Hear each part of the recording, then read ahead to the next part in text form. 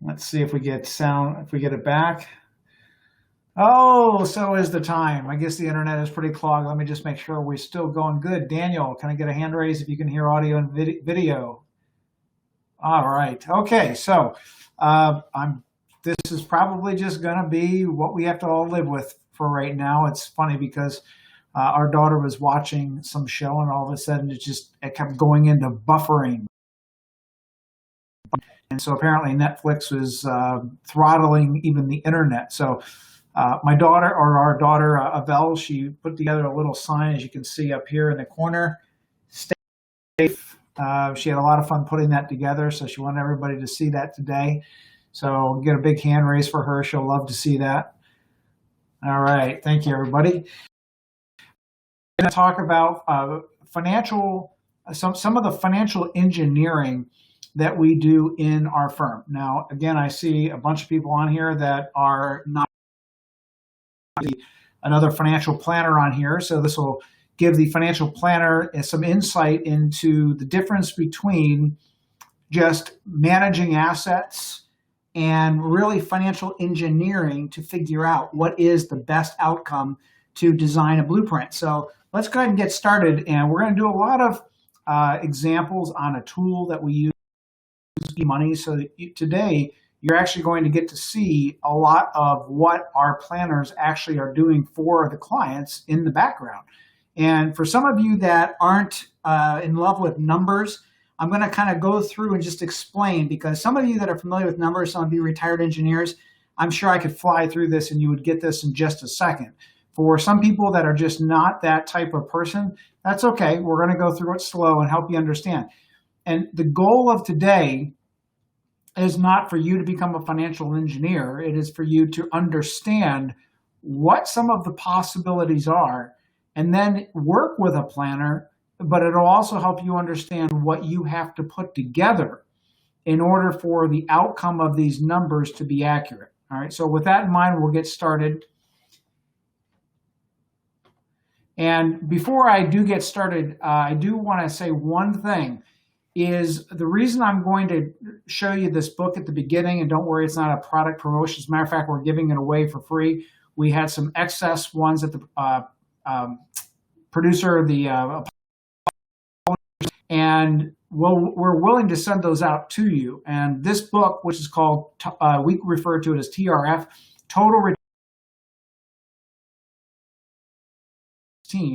And other than some of the tax brackets or percentages that are listed in the book, because obviously some of those have changed since 2016, the methods and the processes that I talk about and I teach in that book are going to be the same today as they were 4.5 years ago. So if you want a copy of that book, here's how you get it. Just call Mandy, and you see the number there. It's 844-702-1040. Or you can actually email Emma at admin@hhtba.net. We'll send you that book out for free. And today, let's really concentrate on just the process that we have and that we use. So let's just start off talking about what is your process and your tool. And I brought this up because the abacus, because there's so many people that will believe that they have a financial planner. And yes, it is actually illegal for someone to call themselves a financial planner who is not. You have insurance agents, annuity salespeople. You have people running around that are not actually a financial planner, but they call themselves a financial planner. And look, putting together a mutual fund portfolio, putting together a stock portfolio, or putting together an annuity portfolio does not make you a financial planner. You're going to see that in a few minutes.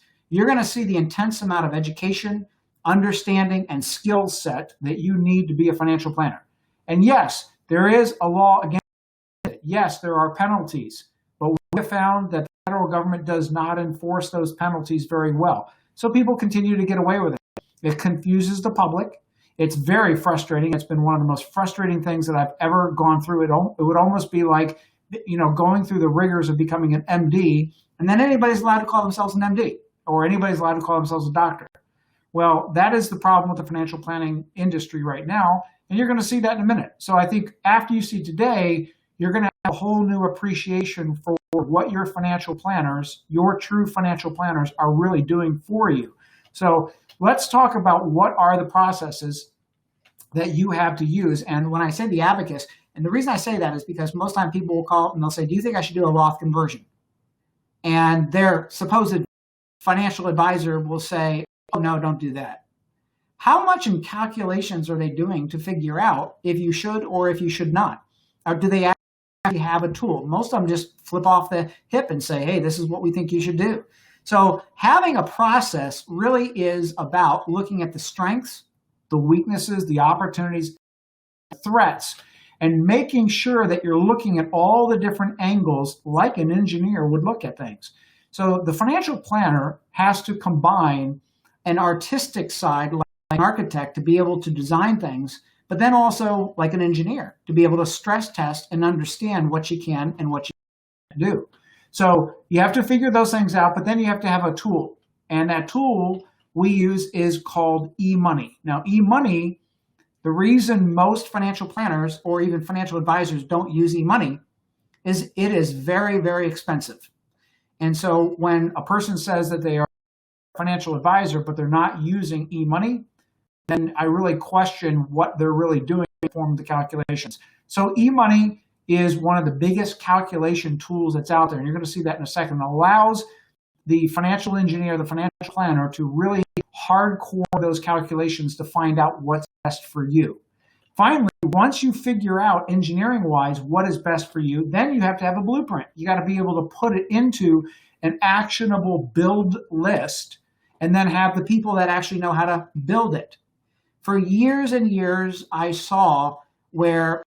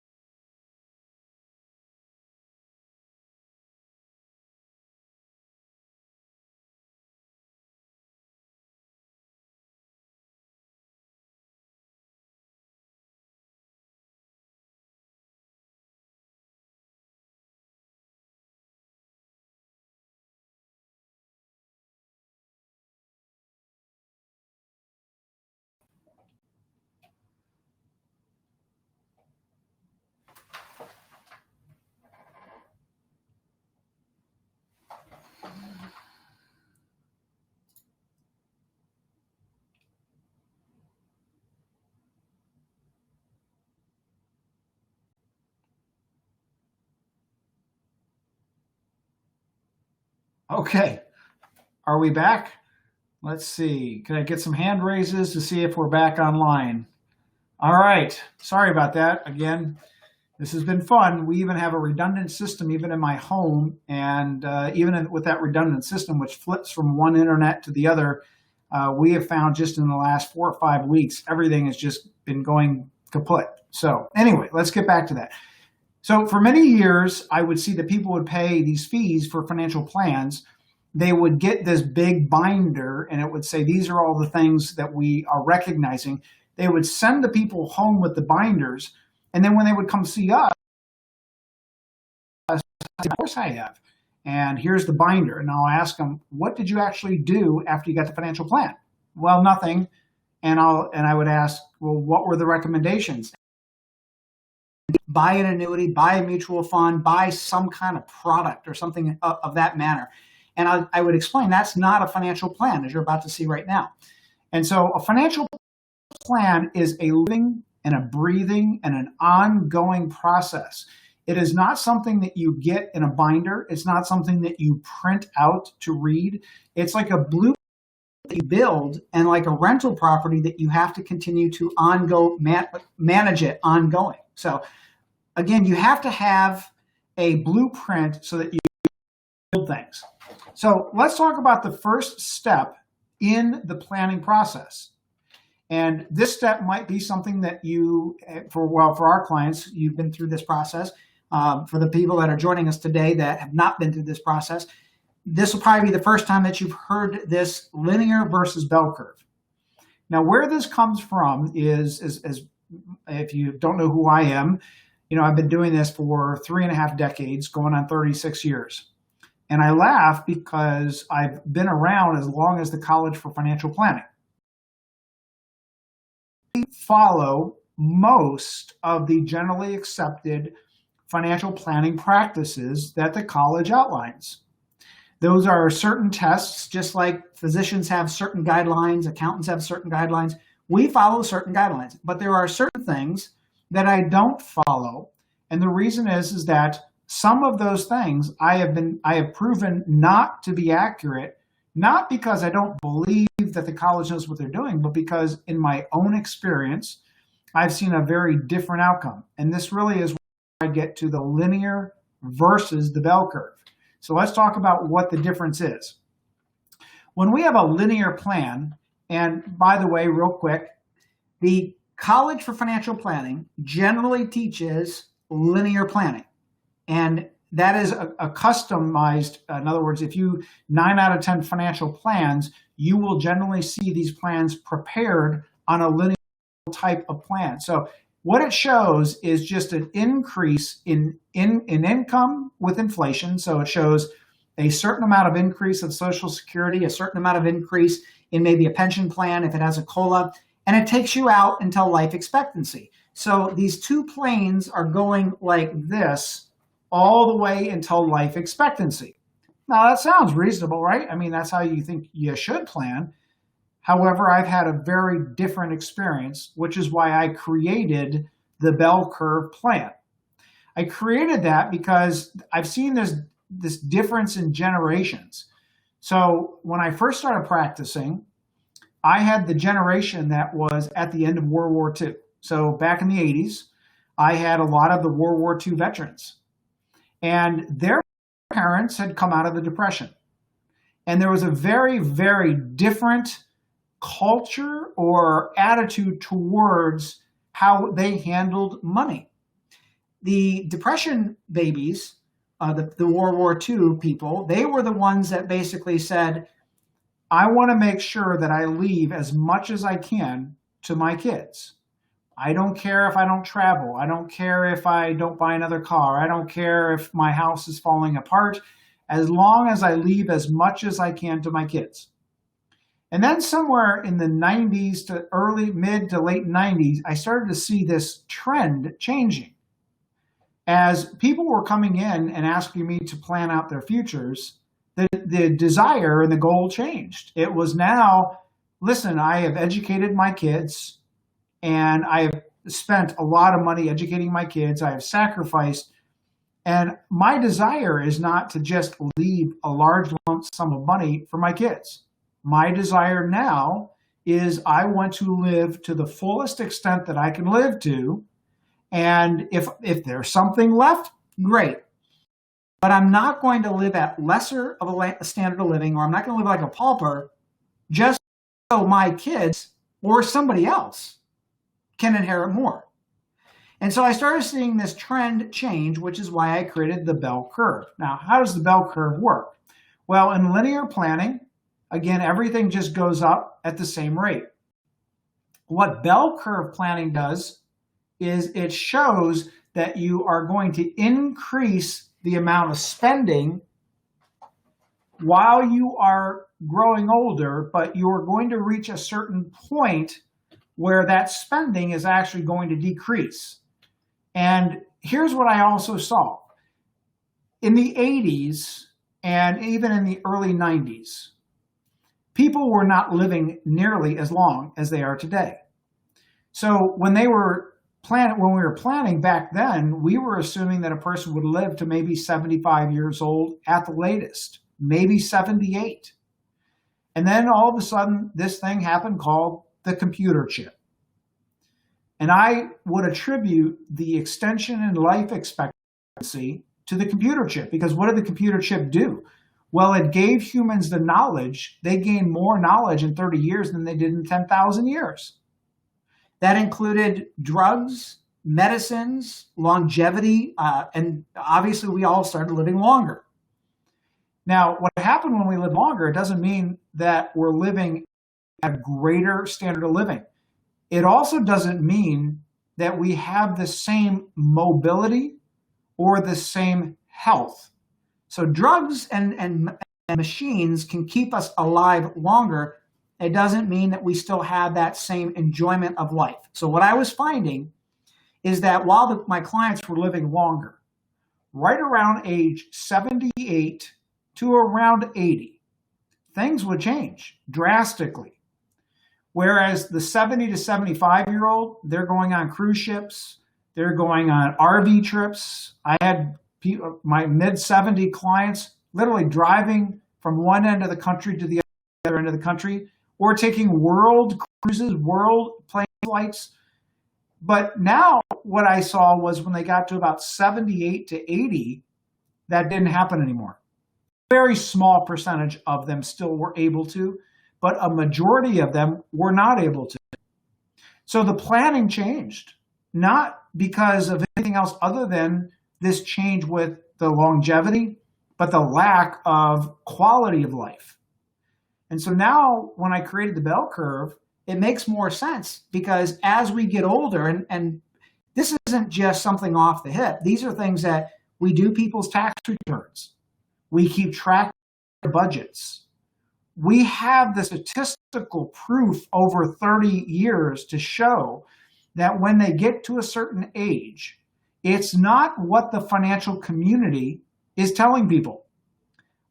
My sinister side says that the financial community, made up of banks, brokerage companies, and mutual funds, what they want you to do is to keep more in the investments because they want to lead you to believe under fear that you are going to need more at an age 100.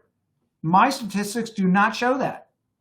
So this is why I advocate spending more while you can enjoy it, while you're healthy, while you're mobile enough to do it. And it doesn't just have to be free. It could be, instead of waiting until you die to gift money, you could start gifting money to kids and grandkids. You know why I like that idea? I've had many people that we set up gifting programs for, and under the premise that, listen, why don't we gift now? We'll see how they handle the money. And after we found out how they mismanaged the money, we went back and changed their trusts. We went back and changed the estate plan to accommodate that the kids or the grandkids were not at that type of mental management that we could trust them with large sums of money. So again, the bell curve really has to do with spending more until you reach a certain age. Again, my suggestion is somewhere around 78 to 80, but again, you can make that determination on when you start to decrease the actual spending.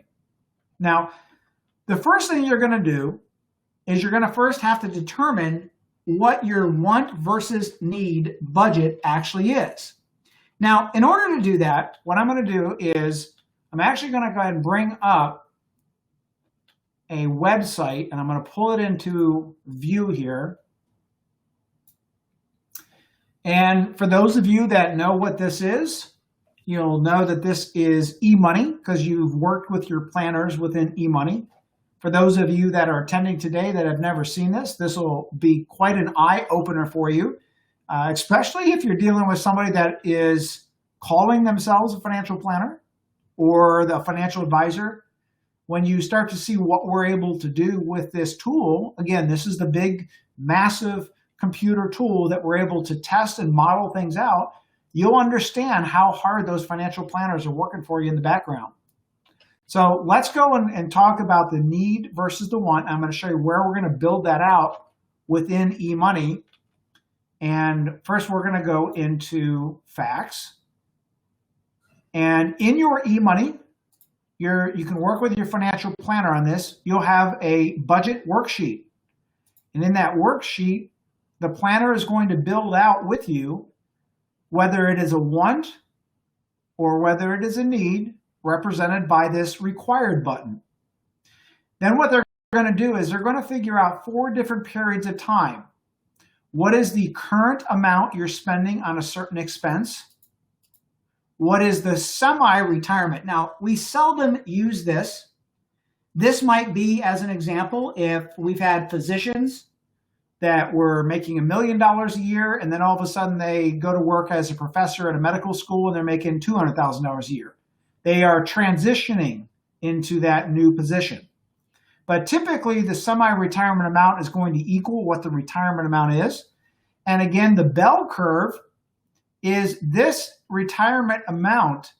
We're planning on covering you until the top of the bell curve. And then when we get down to the other side of the bell curve, it's going to drop. Now, some people ask, well, what about my expenses? Aren't my expenses always going to be increasing? That is not what our statistics show. That is what the financial industry says happens, but it's not what our truth shows in facts. What we find is this, right around 78 to 80. The expenses that reduce are travel, automobiles, eating out, entertainment, and clothing.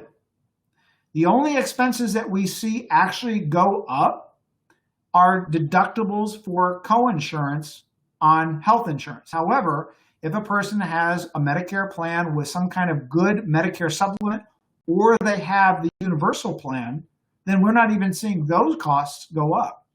Now, some people will say, well, I had $50,000 last year for dental work. Well, that could be the case. That might be a one-time expense. Or I had this one surgery that I needed. Well, that could be a one-time expense, but categorically,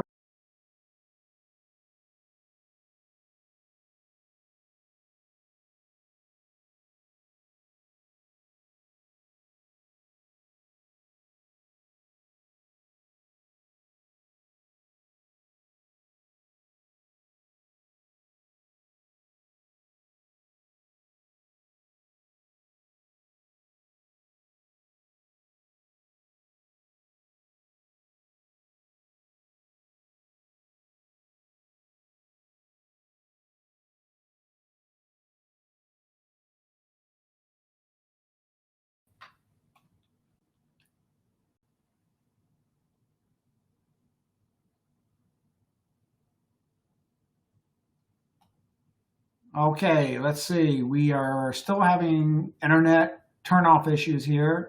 Daniel, can I get a hand raise? You have audio and video back? Wonderful. Okay, so I think we left off with, we'll just go back just in case, food, utilities, automobile, insurance, clothing, home. And on the one side, it might be increased food. It might be different types of food. It might be going out more. It might be, utilities. Why would somebody have more utilities? Well, they might have a bigger phone plan, or they might have 2 phones versus 1, whereas they could get away with 1 under the need plan. They have more expensive automobiles. They have clothing. They might be spending more money on clothing. They might be upgrading their home. They might be putting things into their home improvement, and of course, travel and gifts. So again, what we're going to do is we're going to create 2 budgets. The first budget is going to be that need budget. Then we're going to have the want budget. Now, why is this so important? Because as we start modeling different ideas out to give you what that maximum spend per year is, you want to have different triggers and some different variations so you can go from one side to the other side. And what we do is the financial engineer will slowly bring that analysis down to give you a targeted number each year. Now, of course, some years they're going to be better than other years, but it doesn't mean that you should sway too far off of that average. Now, let's go into the next step. So what we're going to do is we're going to determine our maximum spend before we do a stress test. So look at it like this. What we want to do is we want to build a bridge, and we want to design that bridge on a CAD machine or on a computer, which now we can put on that stress test. We could fill it up with 18-wheelers and determine if the steel that we use, the arching that we use, the footers that we use, will it hold those full 18-wheelers on every spot on that bridge? Or is that bridge going to collapse? So the first thing that we want to do is we want to build that, and then we're going to stress test it in a couple different ways. Okay, so let me show you what your financial planners are doing. So the first thing that they're going to do is once they enter all of your facts, they're going to come over here into plans, And I just created, you can kind of see some of the plans that they will typically create. Now we're looking at just a test client. This isn't anybody's personal information. And so you can see here, these might be buy-sell transactions. They can create a scenario on gifting, income tax reduction, life conversion, which we're going to talk about in a minute, maximum bell curve. Well, this is the scenario that I just created for today. So let's just open that up. And what I had done, or what I did, was I added some of the variations that we can make changes to test what it is that you can spend without running out of money. So the example you see over here on the right-hand side, you can see these are different things that we can change. So if a person maybe wants to buy or sell a piece of real estate, pay off a mortgage or take a mortgage, buy or get rid of life insurance, these are all different variations that we can create models on to test it. Well, today we're testing maximum spend. So what we're going to do is we're going to use a couple scenarios. One is retirement and death assumptions, inflation and market assumptions, growth rates on portfolios, and living expenses. Now, in this tool that the planners are using for you, they can turn these things off and on. In addition, they can make modifications based upon what you want them to actually model. So in this scenario, we're going to, and he is currently 55 years old, and we're going to show one scenario where he dies in a year. Now, many times you will see financial plans, and they're going to make presumptions of things that will happen far out in the future. As a matter of fact, most of the financial planning software makes this mistake. They'll say something of the order of, well, what happens if Johnny dies at the age of 75? We have to understand how compound interest works. The worst possible scenario is Johnny Las Vegas dies a year after he does this plan. Why? Because then the pension might stop or be reduced. Then Social Security might go down to one Social Security. So again, we're looking at stress testing under the worst case scenarios, death, disability, and I'm not going to push them out until age 85 or age 90 because of the negative effect of that compound interest. So let's go back into the analysis. Inflation and market assumptions. We're going to actually turn on and turn off what just happened, and I'll show you how we do that within what we call an atypical market. We're going to show how we can change different portfolios into modeling. So in this example, in the base facts, and when you hear your planner talk about the base facts, those are the facts in your existing financial blueprint as they exist right now. So if Johnny Las Vegas currently has a Model 2, the average annual rate of return on that Model 2 has been 4.68. If he bumps it up to a Model 4, the average rate of return has gone up. However, so has the volatility. What we're going to do is measure that volatility within the inflation market adjustments to see how that would negatively affect it. Again, stress testing the bridge. And last, now what we're going to do is measure the bell curve. So today, from a financial planner standpoint, you're going to kind of just get a small taste of what your planners are figuring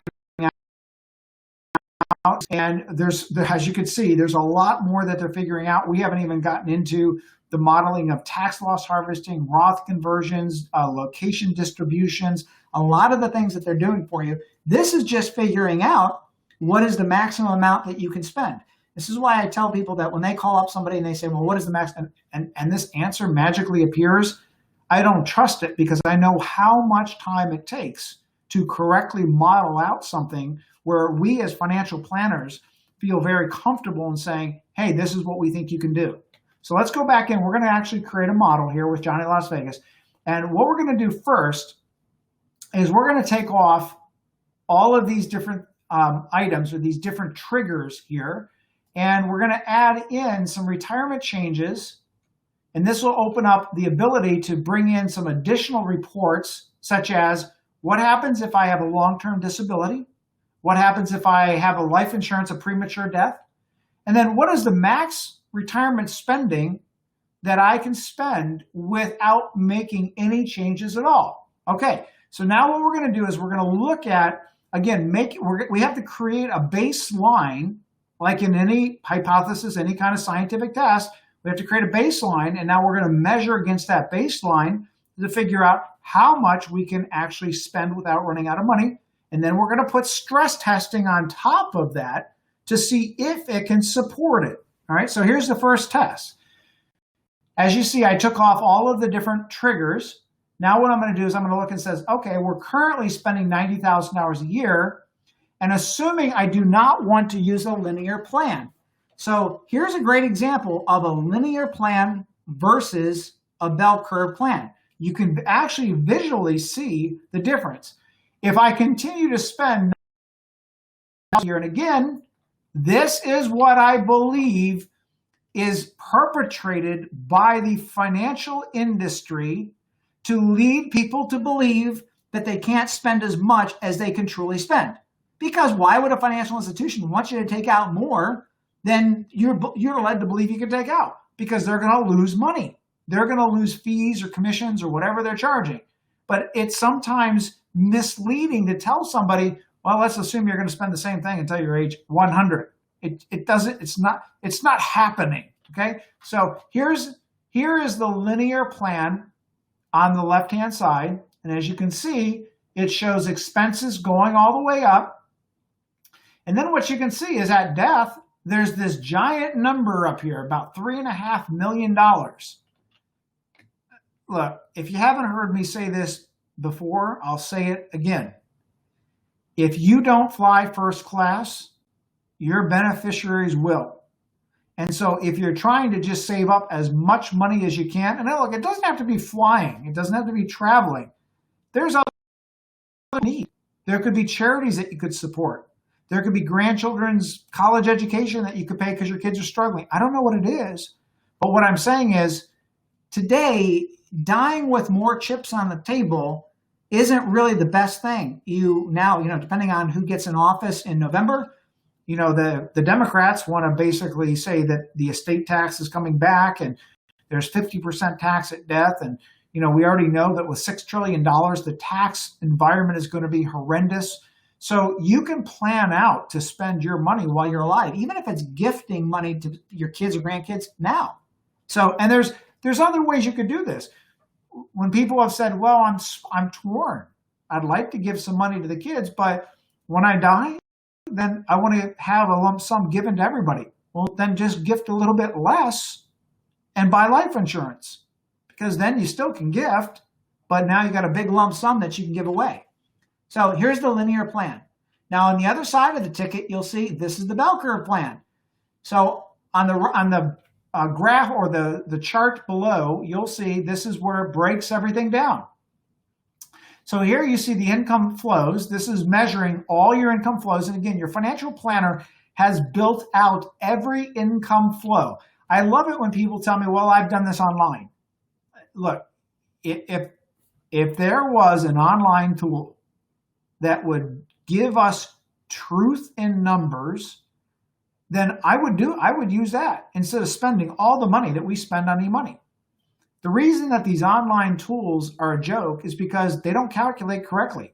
They don't calculate the actual income tax. You put in some standard, well, I'm at a 22% income tax bracket. Well, that doesn't calculate if you take more out of a Roth conversion or you use a CRT or you buy and sell a property. So again, I would highly recommend against any kind of online free calculator to calculate how much money you can spend during your lifetime. The only way to do it is do the hard work. You got to do the hard work, which is figuring out from an actual tool how much you can spend. All right, so now let's add in some things here. It says that we can spend up to $116,000 a year. Now, maybe I want to come up here and maybe I say, well, maybe I'll leave the kids a nominal amount, and maybe what I'll do is just make sure that I got $100,000 left over by the time that I die, and I want to make sure that there's at least that amount of money. Well, then I can put in that amount of money and it will reconfigure the amount that I have to spend. Now, let's go in and start adding some triggers in here and see what actually happens. So just remember we're at $116,000. Now what happens if I click this on? And what I'm going to do is just click this retirement death assumptions on.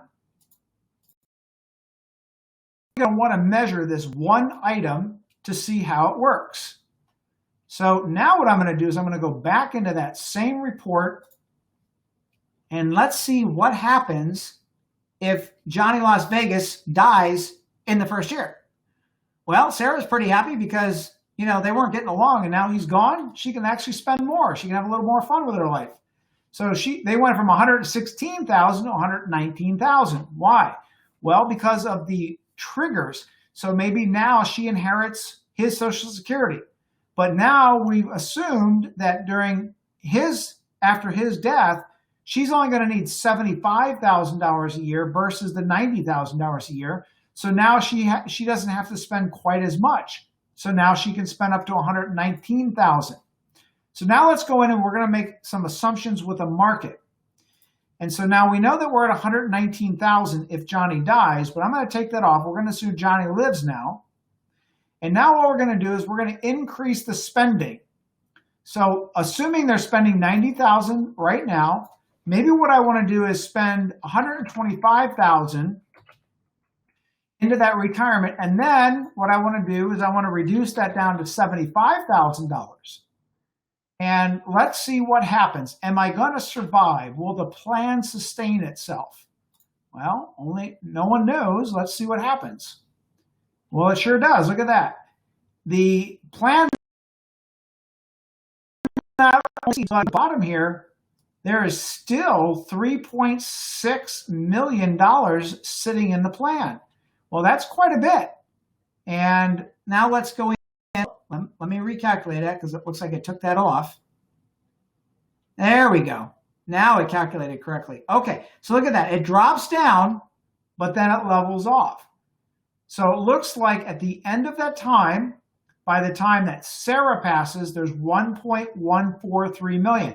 And again, if we look at what that really means in the form of the bell curve, let's go back to that number. Whoops, hold on one second. We are running a little slow on the internet, so we just have to wait till your screen actually catches up with my screen. Otherwise, I'm saying things and they're not connecting. Okay, so let's take a look at this.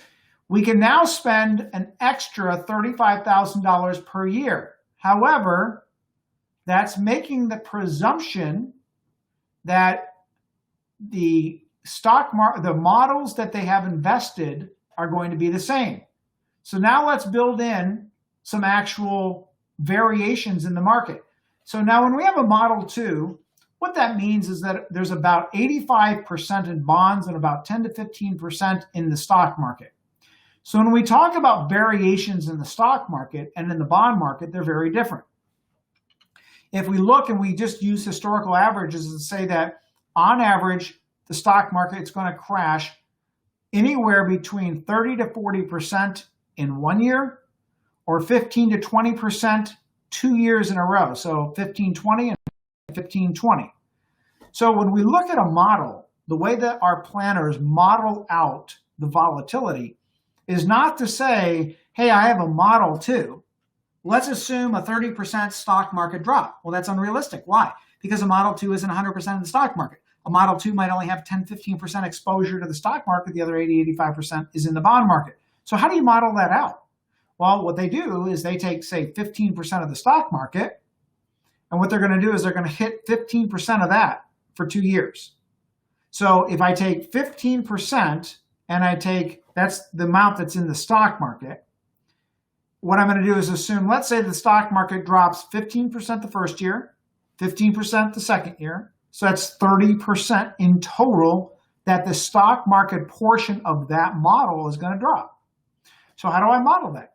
I'm going to take 15% of the allocation in the stock market. It's a little more confusing because I use 15%. Let's do it this way.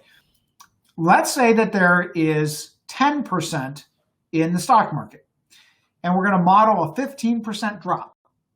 So the first year, if I have $100,000 and I have 10% in the stock market or $10,000 and the market drops 15%, in the first year, how much did I buy? I didn't go down by $15,000. I went down by $1,500. So the second year, it's going to be the same thing. I'm modeling a 30% drop. Now, I still have the bond market. The bond market still has some volatility, but nowhere near the stock market volatility. So now if what I did was I said, okay, I've got 90% sitting inside of the bond market. And let's say that the bond market drops by 5%. So now I've got a $4,500 drop. And assuming that both of them go down, which doesn't always happen, but they both go down at the same time, I've got a $4,500 drop and a $1,500 drop. So I've got a total of $6,000 drop. Because it's, again, we only have 10% allocation to the stocks and the 90% allocation to the bonds. So what I'm going to do is I'm going to assume at this point that $100,000 is going to drop by $6,000. So what does that mean? It means I have a 6% drop if I'm using a Model 2. Now, if I go up to, say, a Model 4, now what happens is I might have 40% in the stock market and 60% in bonds. So how do I model that? So I'm going to take 15% of the 40%, and I'm going to take 5% of the 60%. Okay, so 40% times 15, so I have $6,000, and then I've got 5% of the 60, so I've got $3,000. Now I got to remember how much I had over here. I got 6 and 5, I think it was, so I've got 11. So let's just round it up and say I've got a 12% drop. Okay, so let's go back to the tool, and I'm going to show you what the planners are modeling.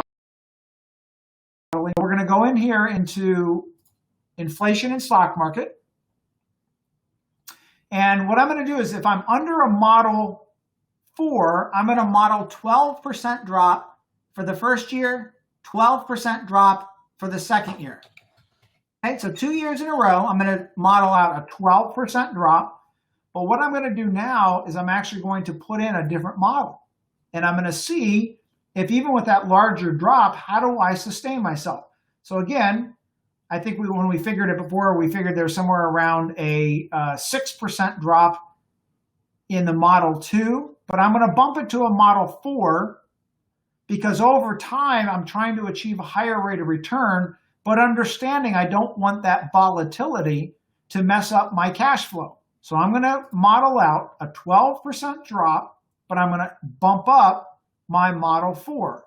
Okay, so now some calculations.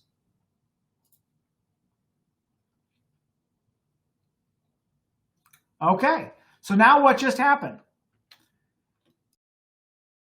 Is I modeled in $125,000, which again, in the base facts, we're only assuming $90,000. We're assuming that the person wants to spend 90 grand, but we're saying, hey, let's change that. Let's bell curve it. And let's just take a shot at $125,000, right? Well, here's what the program actually figured out. If I increase it to a Model 4 and I spend, currently I spend $125,000 because that's what we model in. The client's actually only spending 90. It says I can actually go up to $135,000 per year. And again, this is bell curve, doing the maximum spend so that at the end, I'm basically running out of money.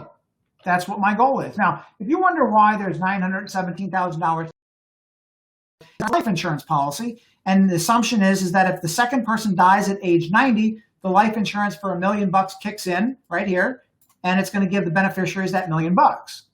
But the important thing of what we're studying here is how are we able to determine what the maximum spend a person can have is. Now, I will tell you, moving from a Model 2 to a Model 4, which in this particular case, it works. I'm not suggesting that you do this. You will always need to calculate and model out and understand something else. That average rate of return does not mean that you look at that model and say, oh, this year it made 7.68 or whatever that number was. It means 1 year you might make 20. 1 year you might make negative 10. 1 year you might make positive 15, whatever it is. It means that it is going to go up and down. And what this program is doing is to determine, are you or can you sustain the volatility? Now look, we as financial engineers can figure out the mathematics. And we're always going to pull back a notch or two to be more conservative. We have clients for the last couple of years that just kept pushing us, go more risky. Everybody else is making more money. We kept saying, but you don't need to. You just don't need it. And those same people, when asked, what if you saw the market drop 30% and you're in an 80% stock model, what would you do? And they'd say, well, we couldn't sleep at night. Well, then why are you trying to get a higher rate of return? If you can mathematically live the way you want to live, spend what you want to spend, and why there's no risk? It's not rewarded. Again, there's no benefit to it. So the goal here is not to tell you to move up in a model. The goal is to show you how the math is actually computed to come in for your specific situation. Now, here's the second part to this. Again, we can figure out the mathematics. What we have a hard time controlling is the emotion. So over 3.5 decades, what I found is those people that understand how the market works with institutions and how they're playing against you, take advantage when the market is down. This is the time to buy. This is the time to buy things on sale, reinvest dividends, do Roth conversions. This is a wonderful back from now in 2 years, 24 to 36 months. I think I'm going to be very happy to do the things that I did even with my own portfolio. However, you do get some of those people that want to see an average rate of return, and then when the market drops, they actually say, I want to sell. Well, we can't do that and get this plan to work. You're better off sticking it at a 1% or 2% CD. There's nothing out there in this entire investment world. Now, there's some promoters that might tell you that there are, but I'm here to tell you that they're a fraud and they do not last. These are the Bernie Madoffs. These are the privately listed REITs that promise 6, 7, and 8% every year with no risk. These are the land deals. These are all the kinds of scams I just see over and over and over, like viaticals and the more just crazy stuff, right? So again, you have to sustain or understand that if you're going to go for a higher rate of return, you have to be able to sleep with the volatility. So what we do is kind of a mixture of mathematics and engineering, but also monitoring the emotion of a client to make sure that even though we might mathematically prove that we can do a certain thing, we may tend to tell that client not to do it if their history shows, or if they reveal that they've made these kind of emotional moves in the background, or they tell us that this is what would make them uncomfortable. We don't want to set them up for failure. So the goal today is to figure out how to calculate what the maximum amount is that you can spend. So I think you got a little bit of an insight into what the planners are doing. Now, I'm going to go through real quickly what stress testing is now. Is the planners are going to go back in once they come up with that baseline. So now you can see where they start to establish that baseline. And now what they're going to do is they're going to say, well, what happens if this person dies? Now remember, this person has $1 million in life insurance, right? So now we're going to show this same person, Johnny, dying at age 56. Now what happens? Because we've increased the cash flow to $125,000, and let me make sure they're all clicked on this time. 1, 2, 3, 4. They're all clicked on. And now you see what happens is that $1 million of life insurance gives this big, giant turbocharge. So now what we want to do is we want to say, well, do we actually need the life insurance? If the spouse says, yes, I would like to spend the same or greater, then we might want to keep that life insurance. Well, what if we don't want to keep that life insurance? Well, there's other things that we're going to do. We're going to look at the first of volatility.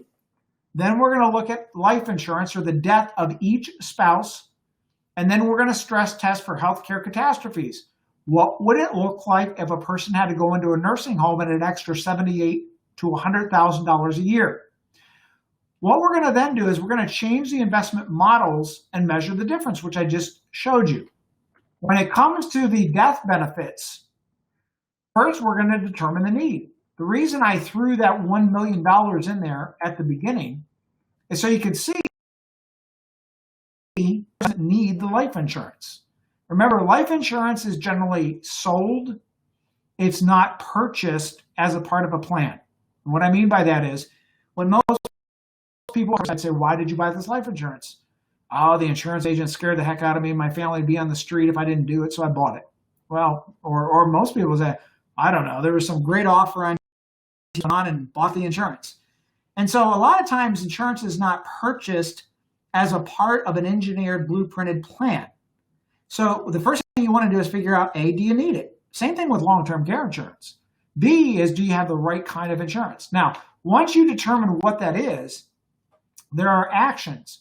If you need to buy more insurance because your plan calls for it, what type? Do we buy life only or do we buy a hybrid, meaning that it has long-term care coverage on it? If we're getting rid of a life insurance, and here's one of the biggest mistakes people make. When they either think they don't need the insurance or they go to the extent of actually having an engineered blueprinted plan which proves that they don't need the insurance, most people make a big mistake of just turning the insurance in. They just cancel it. Well, there's some adverse or opportunities that you might be missing out on. Here's one of them. You have to determine if you just cancel it. Number two, can you sell the policy? In life insurance, there's actually what's called a secondary market, and the secondary market is just like the stock market. The people will bid on life insurance policies. Of course, what they're going to do is they're going to determine your life expectancy based upon a health questionnaire. And you may not be able to sell your life insurance, or depending upon your health, you might be able to sell it for a lot more than its cash value. Even term insurance with no cash value should be sold. So again, after that determination of life insurance, you got to determine, you're just going to outright cancel it, you're going to sell it. Or here's another option. Can we convert it to an annuity to preserve the tax loss or avoid taxable gain? Life insurance can be a taxable event. So I warn you against just outright canceling a cash value life insurance. You can create a tax event by doing that. So there's an event, there's a strategy. It's called a 1031 exchange, 1035 exchange, sorry, back in my real estate days. 1035 exchange. It allows you to move life insurance into an annuity. Now, if you followed any of my past webinars on annuities, you've learned what kind to buy, what kind not to buy, the good, the bad, the ugly about annuities. But you can actually exchange a life insurance policy with cash value into an annuity, and that preserves the tax deferral. Now, on the flip side, here's what a lot of people don't know. A life insurance policy has a basis. That basis is the amount that you invested in premiums. If the amount of the premiums exceed the amount of the cash value, and we're going to leave out that you've taken a loan, don't follow what I'm telling you now if you have a loan against it, but assuming there's no loan, if the amount of the cash value is less than the amount that you paid in premiums, you've lost money. However, you are not allowed to take a tax loss on a life insurance. So if you just go outright cancel the life insurance, you can't take the tax loss. However, what you can do, you can use the 1035 exchange. You can 1035 or roll it over from the life insurance to an annuity. Now the catch is, you got to leave it in the annuity 1 year and 1 day. The reason is, you have to show that the annuity was intended as investment for gain. If you sell an annuity for a loss, you can take an ordinary tax deduction. This is not a capital loss where it's limited to the $3,000 or gain. This is what, and this is really for the financial planner that I see that's on the line right now. This is a Form 4797 ordinary income loss on investments, and you can take it right against income in a specific year. So again, before you just outright do something with a life insurance, make sure that you're consulting with a qualified financial planner and they can run those calculations for you. So those are your options. Now let's summarize changes and we then retest it. So the first thing we're going to do is figure out, do we want a linear plan based on your life expectancy, or are we going to run that plan with a bell curve? Those are very important factors. You cannot start a plan without you making that decision first. Second, we're going to stress test. We're going to change models in the portfolio. We're going to use different volatility and variations. We're going to make the assumption that somebody dies. We're going to make the assumption that somebody goes into a long-term care facility. And once you make these assumptions and you retest it, you're going to come up with an assumable amount during your lifetime. Now, again, this might be a lot more than what you are spending right now. So let me connect in with one of the webinars that I did actually last night. Last night I talked about real estate, getting ready for real estate. And an option may be to figure out what your maximum spend is per year. And if there's a variation, then take half of that and you might be able to go buy that vacation property. I would never say go up to the maximum amount. You want to give yourself some clearance. But let me give you an example. Let's say, as an example, I have a client that's spending, say, $90,000 a year right now. Let's further assume that by the modeling and some changes that we make, they can now spend, call it 140. I'm doing this because it's a round number. So let's say that there's a difference of $50,000. So what I'm going to do is I'm going to take half of that, $25,000. Now, that $25,000 is about $2,000 a month. I'm rounding. That is going to buy about a $200,000 property. Now, if I want a vacation play, like we talked about in the rental property webinar, I might be able to buy a $400,000 because the renters are covering the other half. If I'm just something that I want to use on my own, that's going to be $200,000. If I want to buy something that I'm going to rent long term, I can go and assume a vacancy ratio of 100%. So I can assume I never rent it. Now, could I cover that negative cash flow with the $2,000? So what I'm showing you is what I refer to as velocity of money. Now, the feds have a different definition of the velocity of money on taxation. The way I teach velocity of money is if you take money and you repurpose it rather and do nothing, it can grow, it can flourish, and it can give you personal enjoyment and memories. So again, you can take something that you would otherwise say, hey, I live to the age of 90 and I die and I leave my heirs $3 to $5 million. Well, what could I do with it now? Could I buy if I really wanted to leave an inheritance, could I buy a life insurance policy and maybe not leave them $3 million, but I could leave them $10 million? Or do I not want to leave them a large inheritance, but what I want to do is take the excess cash flow, I want to travel more, buy a nicer car. Maybe I want to give money to the church or charity. Maybe I want to start gifting money to kids and grandkids so I can see how they will operate. So the goal is figure out what that maximum spend is first. Then you can start to figure out what you can do with it to make the money productive. Now, I am not one for jumping into biblical stories, but maybe you have heard the story of the tenants. Tenants were a form of money. And there's a story in the Bible that goes as, there was 3 slaves and their owner left town and he gave each of the slaves 3 tenants. And he said, do what you can do with these tenants and make and produce more. So when I get back, the tenants have multiplied. And so what the first slave did is he took the tenants, he went and bought seed, he planted a field, and he doubled the amount of tenants that he was given. He doubled the money. The second tenant, or the second slave, took those 3 tenants, and he bought more land and built additional buildings. He increased the tenants. The third tenant was worried that he was going to lose the money and make a mistake. So he didn't want the owner to be angry at him. So he went in the back and he buried them in the dirt. So when the slave owner got home, he asked each of the slaves and said, what did you do with the money that I gave you? So the first tenant said, well, I've doubled it. And so the owner said, well, that's fantastic. And he gave him more tenants and he gave him the land to work. The second slave said, I bought more land, I bought more real estate, I've increased your holdings. He let that slave free, let him go live on the land, and he then charged him rent because he said, you did a great job. I know this is a little extreme, but as the story goes, the third slave said, I didn't want to lose your money, so I buried it. So he beheaded him. It's a little extreme, but the moral of the story is this.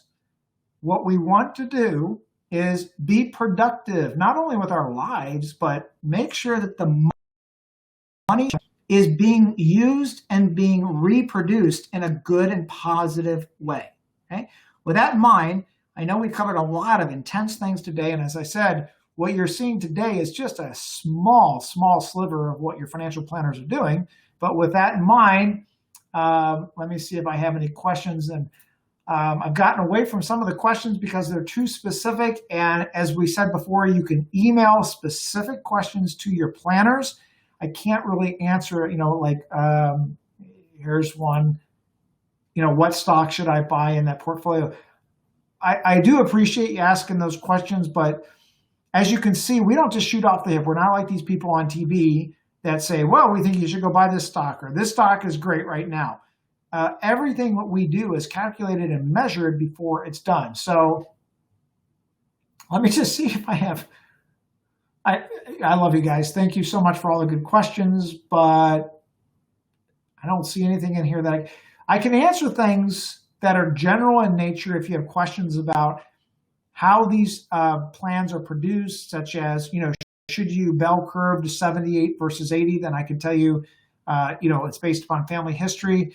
I could tell you general things, but I'll tell you what, I see I see a couple people on here that I do not have, that it doesn't show that you're registered with an email. So if you can, the email wasn't confirmed. So if you want, you can send an email into support@hhtba.net and we can get you your questions answered. Okay, with that in mind, I'm going to sign off, and hopefully tonight has been helpful. And this is why I tell everybody, say a big thank you to your friends. You see what the amount of work is that they're doing behind the scenes. While it's like a duck swimming on water. You're just looking at the duck gliding along, but boy, underneath that water, their feet are going 1,000,000 miles a minute.